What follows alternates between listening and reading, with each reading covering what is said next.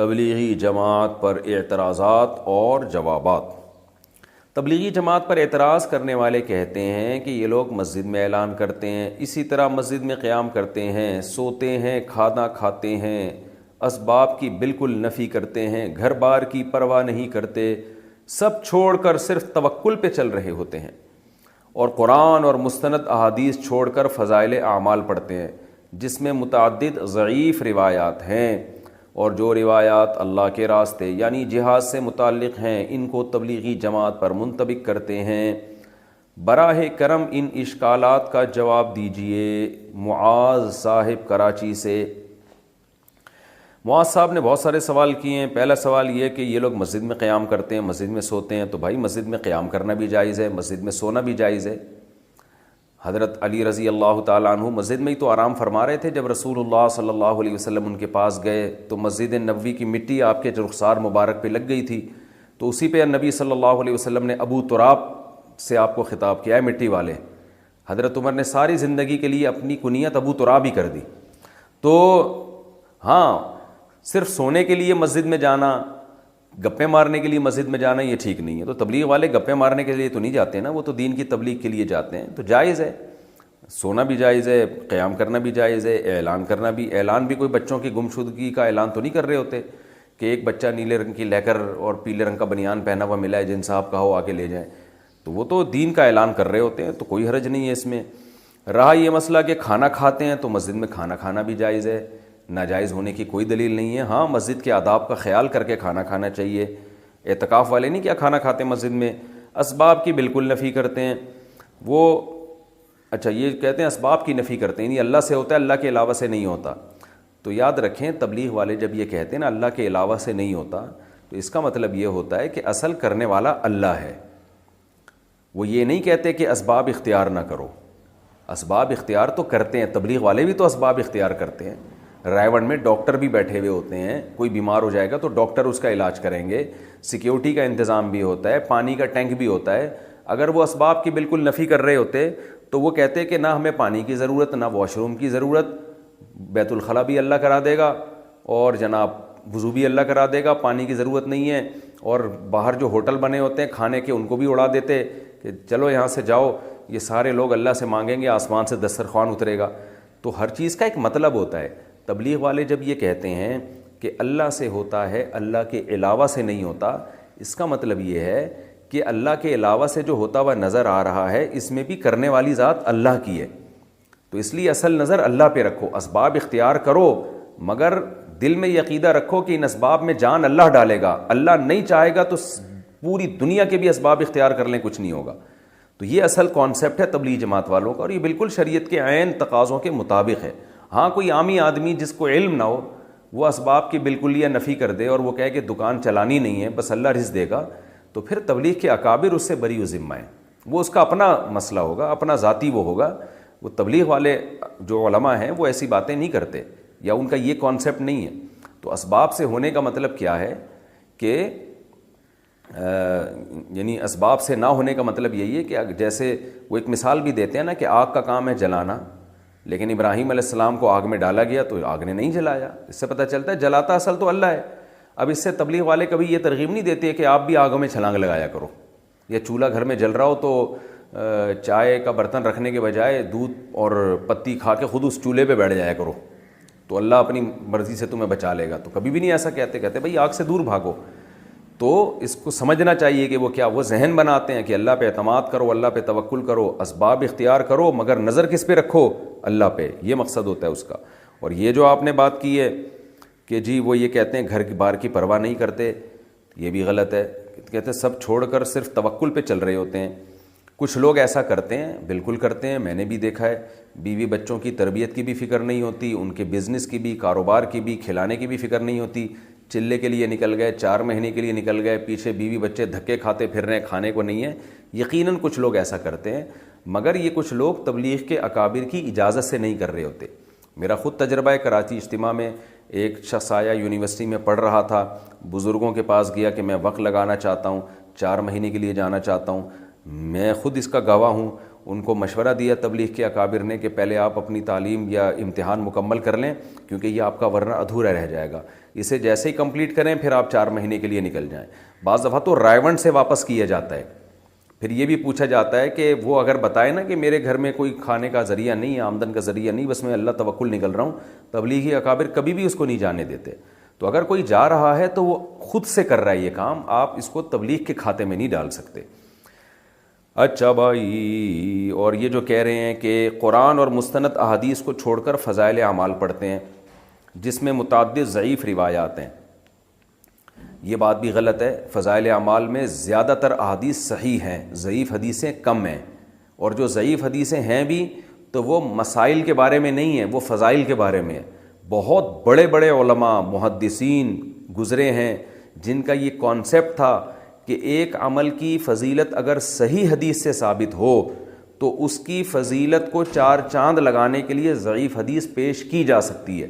یہ تو بہت زیادہ ہے، تبھی حدیث کی کتابوں میں صحیح حدیث کے ساتھ ضعیف حدیثیں بھی بھری ہوئی ہیں۔ تو وجہ اس کی یہی ہے کہ بھئی اس سے کوئی شرعی مسئلہ ثابت نہیں ہو رہا، فضائل اعمال مسائل کی کتاب تو ہے نہیں۔ تو یہ ان کا کانسیپٹ تھا کہ بھئی ایک چیز جیسے نماز کی فضیلت پر صحیح حدیثیں بہت ہیں، وہ صحیح حدیثیں بھی فضائل اعمال میں ہوں گی، کچھ ضعیف حدیثیں بھی ہوں گی، لیکن وہ ضعیف حدیثیں اسی صحیح حدیث کی تائید کر رہی ہوتی ہیں۔ تو اس لیے یہ ایک نعرہ پوری دنیا میں خام خواہ میں پھیلا دیا گیا ہے کہ فضائل اعمال میں من گھڑت قصے ہیں، فضائل اعمال میں ضعیف روایتیں ہیں۔ ایسا نہیں ہے، ضعیف روایتیں بھی ہیں لیکن بہت ساری صحیح روایتیں بھی ہیں، اور ان سے جو مضمون ثابت ہو رہا ہے وہ شریعت کے مطابق ہے۔ ہاں کچھ جگہیں ایسی ہیں جہاں مسائل ہیں اور اس میں ضعیف حدیث ہے، تو وہ غلط بات ہے، وہ پھر آپ علماء سے پوچھیں گے تو علماء آپ کو بتا دیں گے۔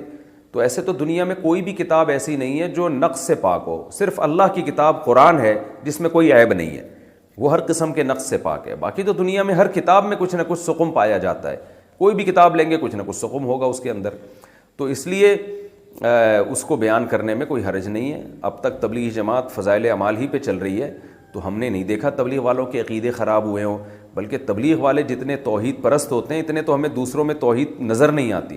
کبھی نہ قبروں پہ جاتے ہوئے دیکھیں گے آپ، نہ کبھی کسی قبر سے مانگتے ہوئے دیکھیں گے، اللہ پہ اعتماد اور توکل کرتے ہیں، تو یہ تو سارا فضائل اعمال کا نتیجہ ہے۔ ایک اور اعتراض فضائل اعمال پہ یہ کیا جاتا ہے کہ اس میں من گھڑت قصے ہیں، یہ بات بھی غلط ہے۔ من گھڑت کی ڈیفینیشن کیا ہے؟ من گھڑت کا مطلب یہ ہے کہ شیخ الحدیث مولانا زکریا رحمۃ اللہ علیہ اپنی طرف سے کوئی قصہ سنا دیں جو انہوں نے نہ خود اپنی آنکھوں سے دیکھا ہو اور نہ اس کی ان کے پاس کوئی سند ہو، اس کو من گھڑت کہتے ہیں۔ آپ نے کوئی قصہ سنایا، لوگ پوچھیں گے بھائی یہ قصہ من گھڑت ہے، آپ کہیں گے کیوں؟ وہ کہتا ہے آپ نے دیکھا اپنی آنکھوں سے؟ آپ کہیں نہیں، نہ میں نے تو دیکھا بھی نہیں۔ پھر کسی مستند آدمی سے سنا؟ نہیں جی، پھر ہم کہہ سکتے ہیں بھائی یہ من گھڑت ہے۔ لیکن آپ نے ایک واقعہ سنایا، اگلا کہہ رہا ہے من گھڑت ہے، آپ دلیل دے رہے ہو بھائی میں نے خود اپنی آنکھوں سے دیکھا ہے، تو اب من گھڑت کہاں سے ہو گیا؟ یا کسی قابل اعتماد آدمی کا حوالہ دیا کہ اس نے یہ واقعہ بیان کیا ہے، تو اب من گھڑت نہیں رہا۔ تو فضائل اعمال میں جتنے بھی کرامت کے واقعات ہیں، جتنے بھی اس طرح کے واقعات ہیں جو محیر العقول ہیں، وہ کرامت کے واقعات ہیں، تو فضائل اعمال میں نے جس کتاب سے لیا ہوتا ہے اس کتاب کا حوالہ دیا ہوتا ہے، اور وہ کتاب کے مصنف بڑے بڑے محدثین، بڑے بڑے مورخین ہیں، تو قابل اعتماد لوگوں کے حوالوں کے ساتھ وہ واقعات لکھے ہوئے ہیں، تو ان کو من گھڑت کس بیس پہ کہہ دیا آپ نے؟ تو اس لیے یہ الزام برائے الزام ہے، اس کی کوئی حقیقت نہیں ہے۔ ہاں یہ ضرور ہے کہ ویسے ہم چھوٹا منہ بڑی بات کرتے ہوئے کہ ہماری کیا حیثیت ہے، لیکن ہم میں کیا بعض بڑے علماء بھی ہم نے دیکھے ہیں، وہ تبلیغ کے اکابر کو ایک مشورہ دیتے ہیں کہ بھائی اب چونکہ کام پوری دنیا میں بہت زیادہ پھیل گیا ہے، بہت زیادہ پھیل گیا ہے، تو بین الاقوامی سطح پہ کام ہو رہا ہے، تو ایسی کتاب آنی چاہیے جو بالکل بے غبار ہو، جس میں ساری حدیثیں صحیح ہوں، اس میں ضعیف، کیونکہ جیسے جیسے کام بڑھتا ہے نا اس کا معیار بھی اسی حساب سے بڑھانا پڑتا ہے آپ کو۔ تو اس لیے ہمارا ایک مشورہ ہے کہ ریاض الصالحین ہونی چاہیے، کیونکہ ریاض الصالحین میں A to Z ساری حدیثیں صحیح ہیں، الا یہ کہ ایک آدھ روایت پر اس کے کلام کیا گیا ہے، لیکن وہ بھی کوئی یقینی طور پہ کلام نہیں ہے۔ تو اس لیے ریاض الصالحین جیسے کہ عربوں میں جماعت میں جو عرب لوگ نکلتے ہیں ان کے لیے ریاض الصالحین ہے، تو ریاض الصالحین ہوگی تو وہ اس سے کام زیادہ بڑھے گا۔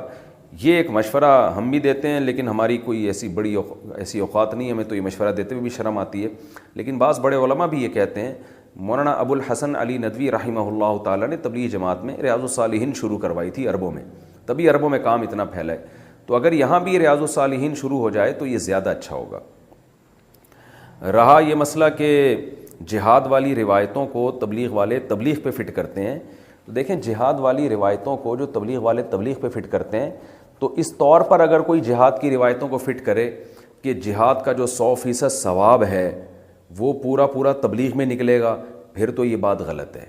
لیکن اگر کوئی اس طور پر منطبق کرتا ہے کہ جہاد میں اور تبلیغ میں قدر مشترک کیا ہے کہ مجاہد بھی اپنا گھر بار چھوڑ کر اللہ کے دین کی مدد کے لیے نکلتا ہے، اور جو تبلیغ میں نکلے یا دینی مدرسے میں علم حاصل کرنے کے لیے نکلے وہ بھی اللہ کے راستے میں ہوتا ہے، تو ایک نیک شگون کے طور پر یہ فضیلت لی جائے کہ بھئی دونوں کا مقصد تبلیغ ہے، تو جہاد کی کچھ آیتیں ایسی ہیں جو تبلیغ پہ فٹ ہوتی ہیں۔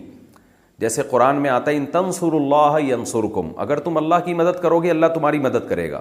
تو یہاں کیا مطلب ہے؟ اگر تم اللہ کے دین کی مدد کرو گے، تو جیسے مجاہد اللہ کے دین کی مدد کرتا ہے، اب یہ آیت اصل میں ہے تو جہاد کے بارے میں، لیکن اس میں اللہ نے جہاد کا لفظ استعمال نہیں کیا، بلکہ اللہ نے یہ کہا ہے کہ اگر تم اللہ کے دین کی مدد کرو گے تو بھی اللہ بھی تمہاری مدد کرے گا۔ تو اس میں علماء بھی داخل ہیں، اس میں تبلیغ والے بھی داخل ہیں، اس میں مجاہد بھی داخل ہے، سب سے پہلے تو مجاہدین داخل ہیں اس میں۔ تو تبلیغ والے اس طرح کی آیتوں کو اگر تبلیغ پہ فٹ کرتے ہیں تو یہ بالکل جائز ہے۔ یا صحابہ کے واقعات کو کہ وہ دین کے لیے نکلے اور کیسا لڑے اللہ کی راہ میں، تو قربانی دی نا، تو جہاں بھی قربانی ہوگی وہاں وہ والی آیتیں فٹ کرنا جائز ہوگا۔ البتہ کچھ آیتیں ایسی ہیں جو اسپیسیفک شہادت کے فضائل پر وارد ہوئی ہیں، آیتیں یا حدیثیں، یا کچھ آیتیں اور حدیثیں ایسی ہیں جو زخمی ہونے پر یا پہرا دینے پر ہیں، کہ جو فرنٹ لائن پر جو پہرا دے گا مجاہد، لعلہ اللہ یرجع الی اہلہ، اسے یقین نہیں ہے کہ اب واپس گھر لوٹ بھی سکتا ہے، تو اس طرح کی آیتیں جن میں شہادت کی فضیلت ہو یا اللہ کے راہ میں زخمی ہونے کی فضیلت ہو یا فرنٹ لائن پر لڑنے کی فضیلت ہو، وہ فضیلتیں بہرحال تبلیغ پہ فٹ نہیں کی جا سکتی۔ تو اگر کوئی تبلیغ والے ان قرآنی آیات کو تبلیغ پہ فٹ کرتے ہیں تو وہ غلط کرتے ہیں، یہ ان کا انفرادی عمل ہے۔ اور ویسے بھی دیکھیں جب اتنے بڑے پیمانے پر کوئی کام ہوتا ہے تو کچھ نہ کچھ مسٹیک اور فالٹ اس میں پیدا ہو سکتے ہیں۔ یہ ممکن نہیں ہے کہ آپ اتنے بین الاقوامی سطح پہ اتنا بڑا خیر کا کام کر رہے ہوں اور اس میں ذرا بھی کوئی فالٹ نہ